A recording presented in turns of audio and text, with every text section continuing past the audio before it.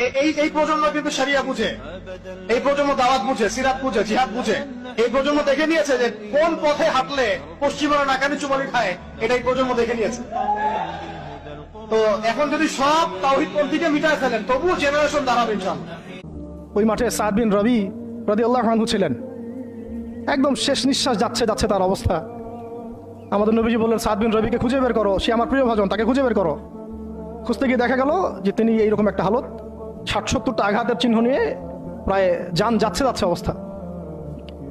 সাহাবী বললেন, হে সাদ, রাসূল সাল্লাল্লাহু আলাইহি ওয়াসাল্লাম তোমাকে সালাম দিয়েছে। রাসূল তোমাকে সালাম দিয়েছেন আর জিজ্ঞাসা করছেন তুমি কেমন অনুভব করতেছো এখন? সাদ বিন রবি বলছেন, রাসূলের কাছে আমার সালাম পৌঁছে দিও, আর আল্লাহর কসম আমি জান্নাতের ঘ্রাণ পাচ্ছি এখন। এটা বলতে বলতে তার শাহাদাত হয়ে যায়। আর তিনি বলতে বলতে একটা কথা শেষে বলে গিয়েছিলেন যে আমি চলে যাওয়ার পরে, তিনি আনসারদের নেতা ছিলেন, আমি চলে যাওয়ার পর তোমরা থাকা অবস্থায় যদি মুহাম্মদ সাল্লাল্লাহু আলাইহি ওয়াসাল্লামের গায়ে একটা আঁচড়ও লাগে, তোমরা আল্লাহর সামনে কোনো হুজ্জাত দিতে পারবে না।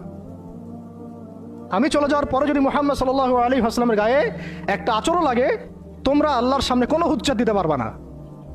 আর আমরাও তো এখন দুনিয়াতে বেঁচে আছি, আমাদের নবী সাল্লাল্লাহু আলাইহি ওয়াসাল্লামের গায়ে কি না